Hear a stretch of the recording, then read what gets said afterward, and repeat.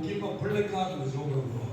எனக்கு கவனிச்சு பார்க்கணும். எனக்கு ஒரு அருமையான தாயை தெரியும், ஒரு தகப்பனை தெரியும். அந்த தாய் ரொம்ப பலவீனத்தோட சுகவீனத்தோட இருக்கிறத நான் கேள்விப்பட்டேன். சமீபத்தில் அவங்க வீட்டில் கூட நான் அவங்கள பார்த்தேன். பார்க்கும்போது ஒரு கொடிதான வியாதியுடைய பகுதியில் அந்த தாய் பாதிக்கப்பட்டிருந்த நிலையை பார்க்க முடிந்தது. தகப்பனுடைய பகுதி இந்த டிபி வியாதியினால பாதிக்கப்பட்டவர்.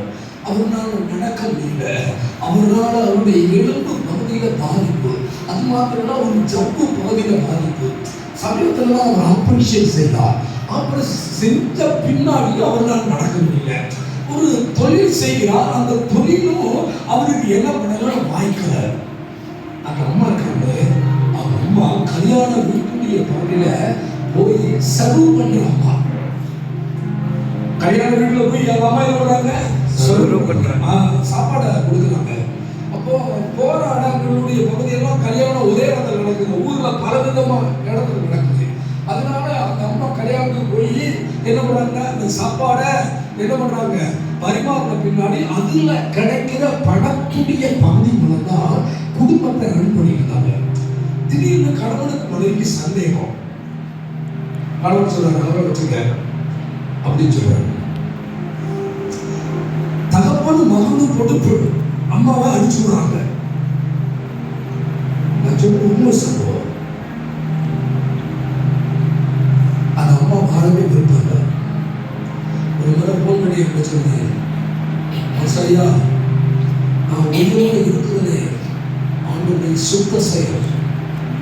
என் வீட்டுக்காரர் வீட்டில் இருக்கிற அண்டாவை கொண்டு போய் அடமான வச்சிருக்காரு. நான் வீட்டை விட்டு வெளியே வந்தா என் வீட்டுக்காரர் ஸ்டப்பை கொண்டு போய் அடமான வச்சிருக்காரு. நான் வீட்டை விட்டு வெளியே வந்தா என் வீட்டுக்காரர் வீட்டில் இருக்கிற டிவியை கொண்டு போய் அடமான வச்சு குடிச்சிருக்காரு. நான் வீட்டை விட்டு வெளியே வந்தா நான் கட்டியிருந்த எல்லா முக்கியமான விளைவுக்கு பொருள் அதை என்ன முடியாது கொண்டு போய் மற்றவர்கள் கொடுத்துறாரு. வாழ்ந்தா சாகமா தெரியல. அப்படியேப்பட்ட குடும்பத்தில் ஒரு பையன், அவன் குடும்ப சூழ்நிலை தெரியும். 9வது போனா 10வது படிச்சான், பாதியிலே விட்டுட்டான், படிப்பையும் விட்டுட்டான். இப்போ 100 ஆளோட சேர்ந்துட்டான். சேர்ந்துட்டு அந்த பையன் ஒரு நாடி மூலம் மாறிட்டான்.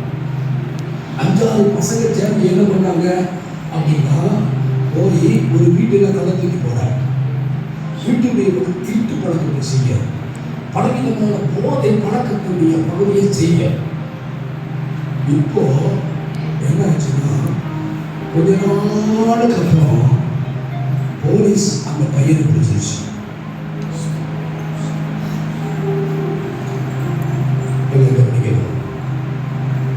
அந்த அம்மா மடிப்பிச்சை கேட்கறது போல தன் பிள்ளைக்காய் ஸ்டேஷன்ல ஜெயிலுக்கு பிள்ளைக்காய் மடிப்பிச்சை கேட்கறது போல ஒவ்வொரு துணி கணக்கினாங்க.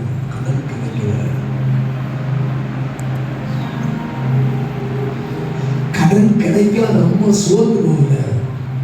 எப்படியாயும் தன்னுடைய பிள்ளைய என்ன பண்ணணும் அப்படின்னு ஸ்டேஷன் விட்டு வெளியே வரணும்னு சொல்லி பிரயாசப்பட்டு அந்த பகல் நிலவரம்னா அந்த பிள்ளைய வெளிக்கொண்டு வருவதற்கு போராடுறாங்க. நான் சொன்னேன், நம்ம கொஞ்ச நாள் விட்டு கொஞ்சம் புத்தி வரட்டும், இளைய குமாரனுக்கு புத்தி வந்தது, புத்தி வரட்டும் அப்படின்னு சொன்னேன். அந்த அம்மா சொன்னாங்க, பாஸ்டர் ஆகியோர் அது என் பிள்ளை ஆகியோர் பெத்த வயிறு மாஸ்டர், சாப்பாடை ஏற்க மாட்டேங்குது, அதனால துடிக்குது மாஸ்டர், என் மனசு துடிக்குது, ரத்தம் கொதிக்குது அப்படின்னு சொன்னாங்க. பிடிக்குமா அமைதியாது இல்லை மாஸ்டர், அவன் செஞ்ச கொடூரமான பகுதிக்கு அது போலீஸ் அவனை அடியோடு அந்த அடங்குல அடிச்சுட்டாங்க. அவனை நிபுணர் நடக்கவும் முடியல. நான் ஒரு வார்த்தை சொல்றேன், இந்த தடவை ஆண்டவர் ஒரு தயவு அவன் பிள்ளைக்கு ஒரு மனமாற்றத்தை ஆண்டவர் கொடுக்கிறார். இந்த தடவை மாற்றத்தை கொடுக்க ஆண்டவர் இந்த இடத்துல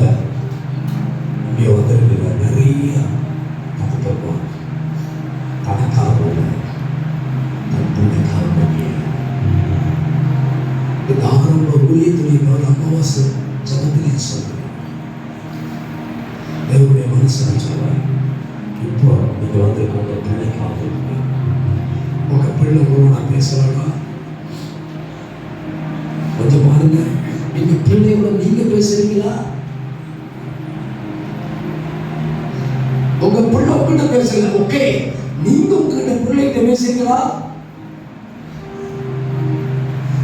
இல்ல சார், நான் வீட்டுக்குள்ள வந்தா என் பிள்ளை வீட்டு விட்டு வெளியே போகணும் அப்படின்னு அந்த வாழ்க்கை வாழல. உன் பிள்ளைய யாரோ ஒரு பிசாசு கையில கொடுத்துட்டேன்னு அர்த்தம்.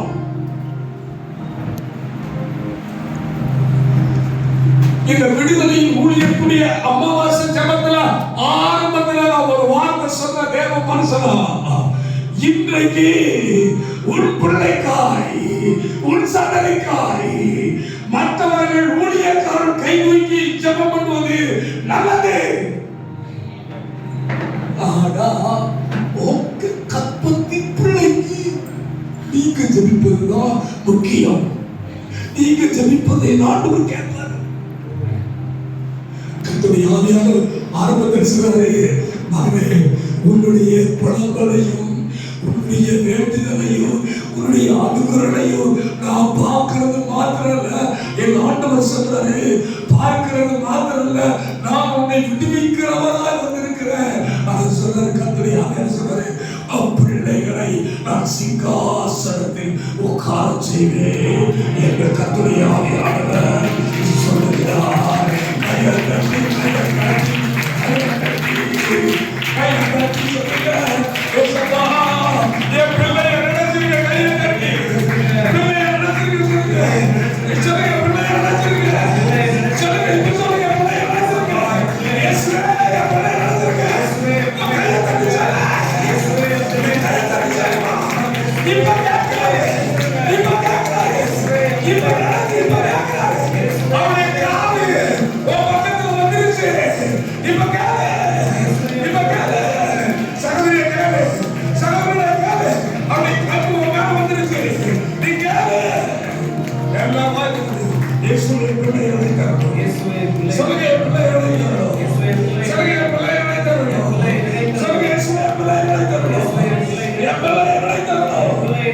Yes,